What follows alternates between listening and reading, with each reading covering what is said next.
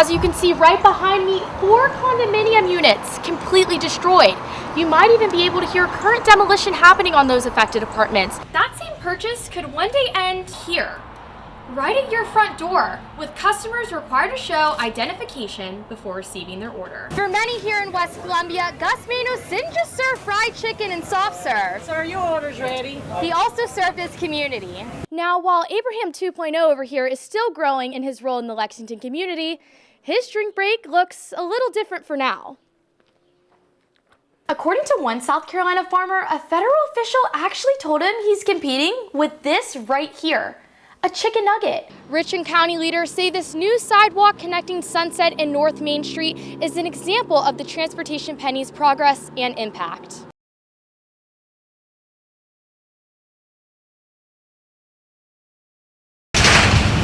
Sirens, lights, and what appears to be the sound of ammunition exploding in the heat of a massive apartment fire. That's the scene of early this morning, where 40 firefighters responded to try and extinguish the blaze. We saw everybody coming downstairs, and the guy up under me, he actually didn't have on any clothes. So I saw one of the ambulance give him a sheet. Neighboring residents were woken up to screams, saying that the flames left them in disbelief. I heard the guy outside my window screaming, "They're all gonna burn alive, they're all gonna burn alive." It's very clear that residents had to move quickly, even leaving behind their personal belongings. First responders arrived within minutes, with Red Cross helping provide blankets, drinks, and offering hotels to those affected and displaced. It's clear that they've lost their entire livelihoods, and there's no getting that back. While families were sound asleep in their dreams, they were soon woken up to a nightmare, a reality that shook them to their core. My heart was racing. It was bad. And we sat in the car for about 4 hours because we were scared that the fire might start back up. While residents are still waiting for answers as to what truly happened, they now have to figure out a way to put their lives back together with less than they once had.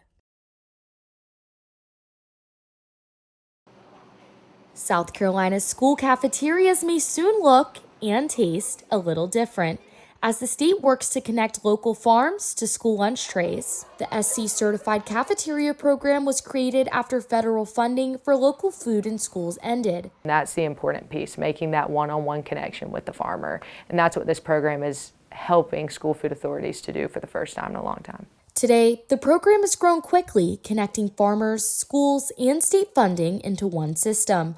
It now includes 67 school food authorities out of 120 statewide, 897 schools, and nearly 540,000 students. School cafeterias are like the biggest restaurant in the state. For farmers like Greg Johnsman, that restaurant represents something bigger, a stable market in an industry where that's not guaranteed. Prices are really high for a farmer, so to find something in-state that might have some volume incorporated in it could be huge for us. For him and dozens of other farming families, programs like this could mean the difference between expanding or struggling to stay afloat. But even with that opportunity, farmers are still working within a system built for speed and meals that already check federal requirements. According to one South Carolina farmer, a federal official actually told him he's competing with this right here, a chicken nugget, because food like this can actually be made to meet federal meal requirements.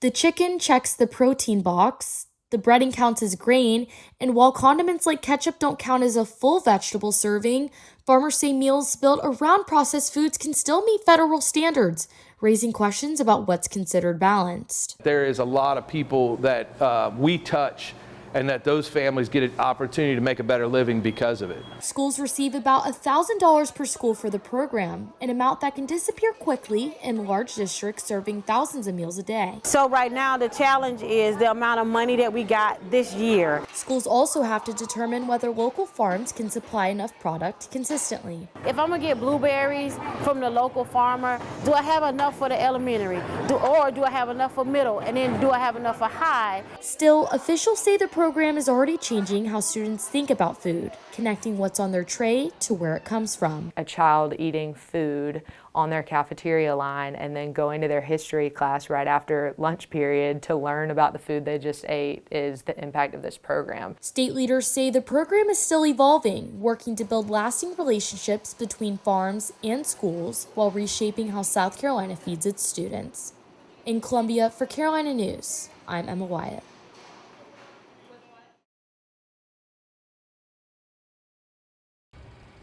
In Lexington County, a road sign might make you think you've taken a wrong turn, but just down the path sits something few expect to see in the Midlands. This is Abraham 2.0, a rare white camel owned by Clifford Fisher. But Abraham 2.0 isn't where this story begins. For nearly 3 decades, another camel named Abraham became a familiar face in Lexington County, appearing in Christmas nativity shows and community events. I just absolutely did not know that he had that kind of impact on the community. Fisher says these camels go for around $10,000 and require a lot of extensive training, but the bond created is priceless. I've never cried so much in my life over a silly animal, to be honest with you. Now, the original Abraham was known for some unusual moments, like Mountain Dew chugging contests. Now, while Abraham 2.0 over here is still growing in his role in the Lexington community, his drink break looks a little different for now. After losing Abraham last year, Fisher wasn't sure he wanted another camel, but a search led his family to a rare camel in Illinois, and what he calls an unexpected match. God does a lot of stuff, so, he put him here for a reason. Yeah.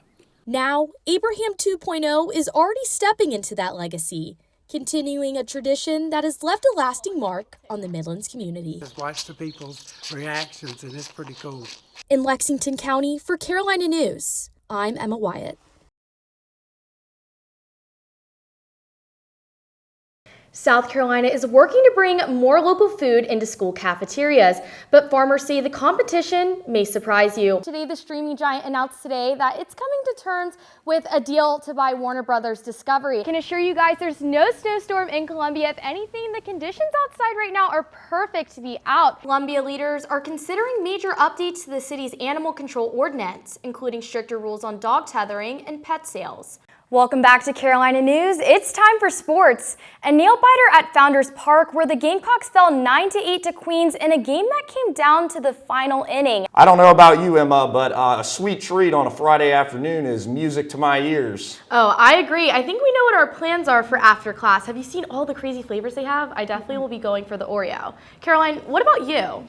South Carolina State is looking to make changes 2 weeks after the shooting that left 2 dead on campus. The university announces it's looking for a new police chief. I know we're excited about Saturday. If there's one thing, whether you're single or taken this year, that's not going to ghost you, it's going to be the clouds and possible chance of rain this year. Thank goodness Dolly Parton is working 9 to 5, changing people's lives and making a good impact.